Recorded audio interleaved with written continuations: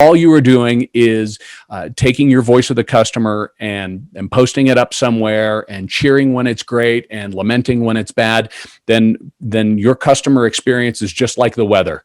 It's out there. It exists. It is impacting you, but everybody talks about it and nobody does anything about it. So you have to take action, and that top line KPI, if you insist on using it, should be a goal for you. Hello and welcome to a new episode of Engati CX. I'm your host Vineet, and we are really glad to have all of you join us today. On this show, we talk to CX and technology experts from around the world. We explore, uncover, and share fresh insights on creating experiences that your customers will remember and look forward to. Engati is the world's leading multilingual, no-code digital CX platform available across 14 channels with 45,000 solutions created across 186 countries in every domain and use case. Engati has also been recognized as a top platform by Inc. magazine, Tech World, CIO, and many others. We run the Engati blog, video channel, and the Engati CX podcast, receiving upwards of 400,000 visitors annually.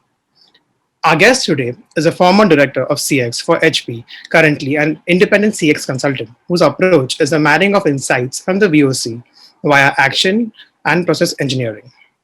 He's a Lean Six Sigma Black Belt, a certified Scrum Master, a certified customer experience professional by the CXPA, and a recovering PMP. His consulting experience ranges from tech to the energy industry, insurance, and startups, as well as civic organizations. He's all over LinkedIn writing, hosting, and moderating webinars, and engaging with other customer experience professionals. His new book is coming out later this year, outlining a comprehensive approach to developing a CX function within your organization. Welcome to the show, Nicholas. We are thrilled to have you. Thanks, Vineet. Now that you've said it, I actually have to go ahead and write the book after all. To hold my feet to the fire by myself, I suppose. So now, folks, before we dive into our interview with Nicholas, don't forget to subscribe to Engati and tap the bell icon to get access to exclusive content from thought leaders across the globe. So getting back to our interview, what is the perfect way, according to you, to become genuinely customer-centric while staying profitable? And how can companies design experiences that surpass customer expectations? Thanks, Vineet, and also thanks to you and Engati for having me. I really appreciate it. It's a great way to kick off the year, so thanks so much. I'd say that when it comes to actually becoming successful in CX, what an organization can do most importantly is to have a strategic approach to it and be dedicated to it. The thing about it is that a little bit of my origin story is that I came into customer experience by way of, as you had mentioned earlier, process improvement, continuous process improvement, call it process engineering, Lean and Six Sigma and so forth. And one of the things about that that discipline of continuous process improvement that a lot of organizations find challenging is that it becomes kind of a trend and a bandwagon, and people jump on it and just go all in for a minute, and then they'll abandon it once they've either got something out of it or the excitement of it has worn off. And I think that customer experience might suffer from that in certain organizations if they don't take a strategic approach and actually embed it into the DNA of their organization. And a lot of times there's similarities. That'll happen if an organization says, great, customer experience is awesome. CX is what we want to do. We love our customers. We put our customers on top. We put our customers at the middle of everything we do, which is interesting how you can do both of those things, right? Customers are the heart. They're number one thing, most important, blah, blah, blah. And then they don't actually say, and here's what we mean by that. And so one of the things that I help my clients do is make sure that there's a deliberate structure built around what it actually means. And the first thing that you need to do in order to make it successful is to have a strategy and make sure that that strategy isn't on the far one side of the spectrum, which is, yeah, well, we just put up a bunch of banners and we say that's great and we love our customers and leave it at that. And then on the other, it's like we have to change absolutely everything that we do. We need to go into executive session and rewrite all of our mission and vision statements and insert customer centricity and all of these. It's really somewhere in the middle, and it's really a deliberate attempt, quite frankly, to make sure that at every touch point, this is what it is. When I say strategic alignment, it's about making sure that every step in your customer's journey where they encounter a touch point with your brand emphasizes and buttresses that actual brand promise that you're making. And if we keep the strategic approach like that, it keeps us from falling into either of those two extreme categories. It keeps us from simply just hand waving and saying, yeah, customers are important and we love customers, but it also keeps us from saying, oh, we have to retool and change everything that we do. No, there's probably a lot of customer centricity in those fundamental mission and vision items within your organization as it is already. A lot of times it does take a little bit of a step back and say, are we really living up to what we say we're all about? But again, it's about emphasizing that brand promise to your customers every step along the way. Then there are functional bits and pieces to putting it together. And that is, you need obviously a voice of the customer program, which is more than just surveys. It's listening to your customers on a lot of different channels in a lot of different ways. It's tracking social media mentions. It's listening to what your employees are saying about what your customers are saying. It's walking in your customer's shoes. It's so much more than just surveys. But the end result of that is to pull out those insights into where you can do a better job of living up to what your brand promise is in the first place. And then the linchpin of it is certainly taking action on that. And that's really where a good CX company and a great CX company are differentiated. And that's that a great CX company is going to not just take the insights from their voice of the customer program and say, well, here's where we were last month. Here's where we are this month. Things are going great. That's awesome. Or vice versa. We need, to do better somehow or another. It's to actually use those insights and apply them to how the company operates itself, its internal processes, the way that it does things, what its policies are, the way it hires maybe even, so as to improve that customer's experience in the first place. So it's that process engineering, it's the using it, it's doing something with that voice of the customer insight that really is the linchpin. And then finally, there's another important part, and that is the customer-centric culture.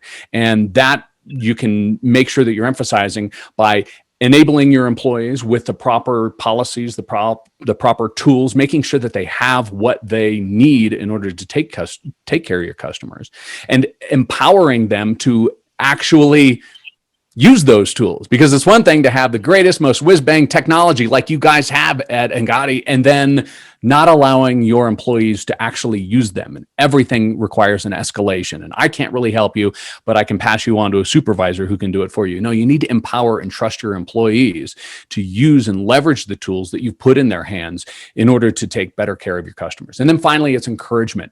And you encourage your customers, not simply by, again, putting banners up on the wall that says, we love our customers. You encourage your employees by actually putting your money where your mouth is and investing in those tools, investing in process improvement based on the insights that you've gained from that voice of the customer.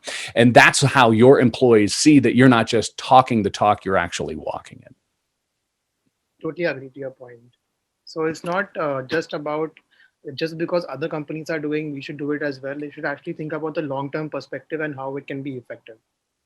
Yeah, absolutely. And to your second question there about, how can you make everything perfect or make everything great or whatnot? I don't remember exactly the words that you used there. I think that begs a question. I think a lot of companies get caught up in this, hey, well, we have to be Amazon, or we have to be, Zappos or something like that. This is just blow our customers' brains, just like, oh, I can't believe you did such a fantastic, wonderful job at this. And the example that I use a lot of times is that if your brand promise is, say, for example, a luxury brand, while it's great to deliver that luxury at a reasonable price, you don't want to sacrifice your brand, which is to say delivering luxury and concierge service and white glove approach to your customers, simply to make it less expensive, right? So and there's another side of that coin too. You don't want to make the quality of the widgets that you make the absolute top notch in the entire industry at the expense of your price if your brand promises, hey, we're a bargain brand. Right, we're a brand that's going to save you money on your purchases. You want to make sure that the quality of the products that you deliver are good, but not at the sacrifice necessarily of that of the expense. What, according to you, are the pillars of customer service system, and how to effectively assess customer perception? Well, certainly, I'd say that it depends on your relationships with your customers as far as assessing what it is that your customers want from you. But I think a lot of organizations fall back simply on saying, "Hey, well, we send out a survey." I work with a lot of startups and a lot of early organizations, and it's at that level of maturity that they're finally realizing they want to put some structure and some bones to what their CX approach is. And when I inquire, "Hey, so tell me a little bit about your voice of the customer program," and of course, that begs a question too, because when I say, "Tell me about your voice of the customer program," and I ask a startup about that, they're just like, "Well, it's not so much a program as it is that, well, we'll go out and we'll send a survey quarterly for a relationship customer, or every time we interact or they call into, say, our customer support line, we'll send out a survey for that interaction." It's like, well, that's good. That's all right. But I can't overemphasize how important it is for organizations, and especially the leadership of an organization, to walk in the shoes of their customers themselves. It not only helps to amplify and give more depth to the insights that they're getting, say, for example, from their survey results. It's like, this is what our customers mean because I've walked through that myself. So when they say it takes too long, boy, I sat on the phone and I waited, and now I know what they mean when they say it takes too long. But it can also offer insights that you may not even be aware of based on your customer feedback from your surveys. So when you ask about how best to get insights into what the customers are saying and what their experiences are, I would definitely say be curious and be creative about the ways that you go about identifying and collecting that voice of the customer. Don't rely simply on surveys. Don't toss the surveys out. Don't give up on your surveys.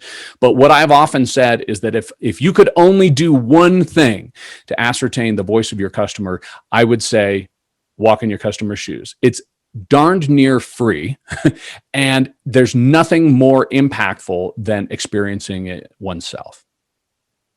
Understanding your customer journey will definitely give you the ability to analyze the various touch points, which you may sometimes overlook. Yeah. So, Nick, how do companies define their performance and outline the steps they need to take to accomplish their goals? And what metrics should be taken into consideration?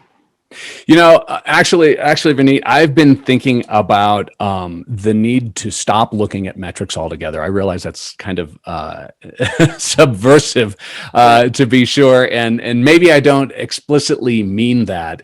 And of course, if I say that too many times, they'll take away my analyst card, and they'll take away my CX card, and they'll take away my executive card, and I'll be left rudderless out there in the sea. But I think that a lot of times we get so caught up in what's our NPS or what's our CSAT that it just becomes another number on the board. And I know even that sentiment has become cliche because people will say, "Oh, you need to dig deeper into it. You need to think more of it." But if it's a cliche, it's because it's valuable and it's valid. And I think that what I would like to see is entering a new kind of corporate approach where instead of looking at top line KPI CX numbers, whether it be NPS, whether it be CSAT, whether it be customer effort score, that instead what we're looking at is what I call amplification data. And that amplification data, if you want to think about it in terms simply of the survey, and of course, as I said before, don't only rely on surveys, but if you think of it in terms of the survey, it's those questions that you ask after you ask, how likely are you to recommend us? Or what is your satisfaction with your most recent interaction?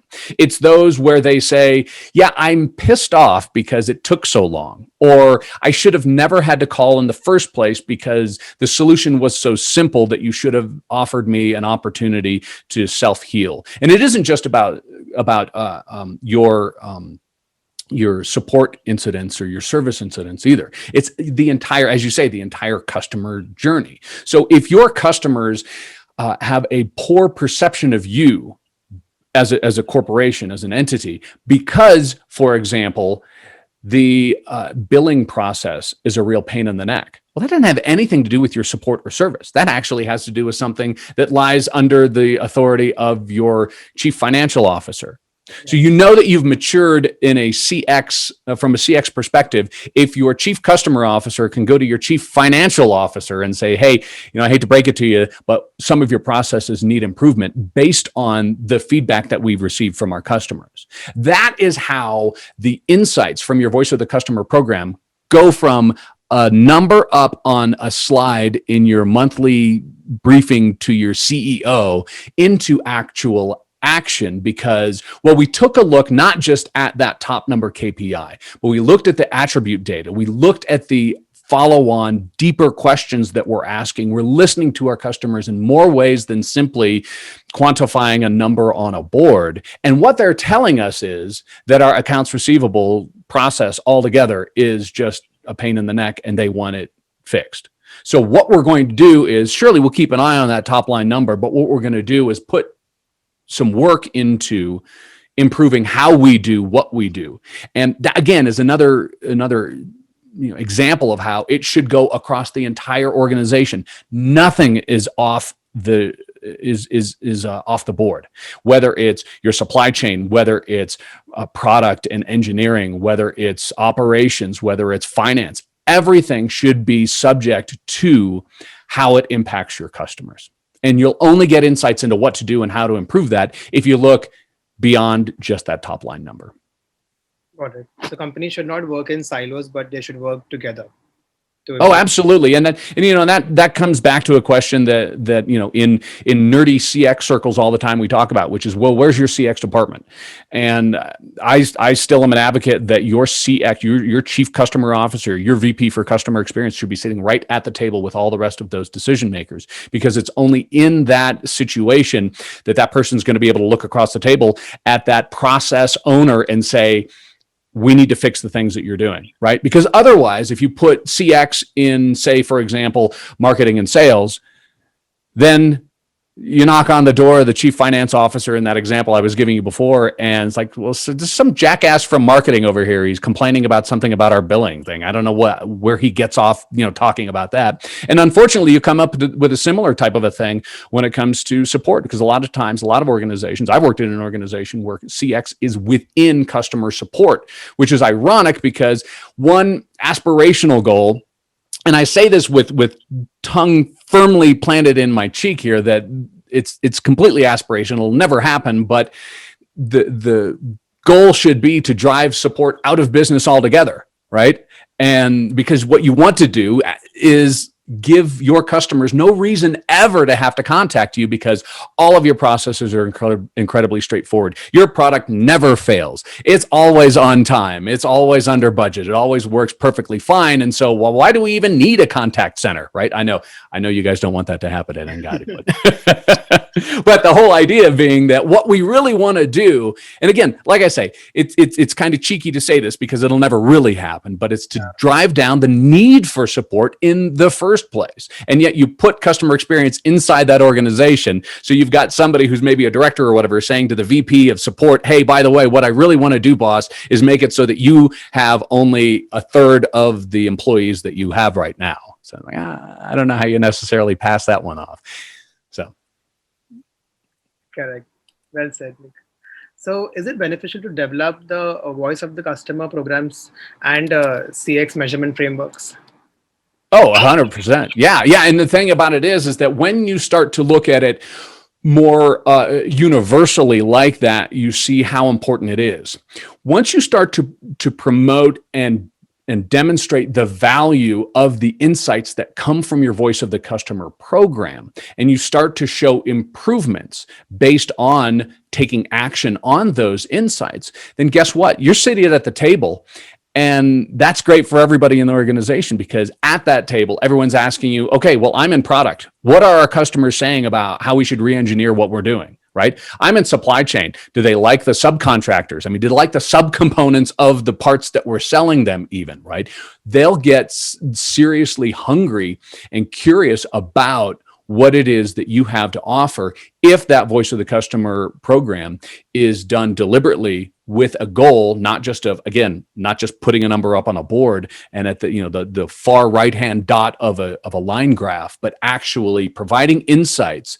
And then the other shoe to drop, taking action on those insights and showing how taking action based on what you're finding from your voice of the customer is improving those customers' experiences. When people start to see that, success builds upon itself, right? And when people start to see that happen, they're all going to be coming to you looking for ways that they can improve what they do to better that customer experience, which of course leads, as we all know in the CX world, to higher revenue, greater share of wallet, better market share, and all these other things, right?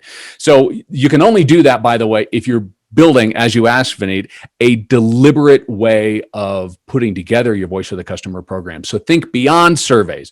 Do your surveys, but think beyond the surveys and bring together social media following, bring together customer panels, interviews, whatever it takes to learn what you can better do to improve your customer's experience. And then again, I'll never stop saying this, and I'll say it over and over again, take action on it. Otherwise, you're wasting all those resources. So what are the B2B consumer path mapping challenges and pitfalls, and how do we identify and evaluate, and measure them once we get the data from our research? Yeah, we had a bit of a struggle when I was at HP with when it came to B2B, because you've actually got a complicated relationship.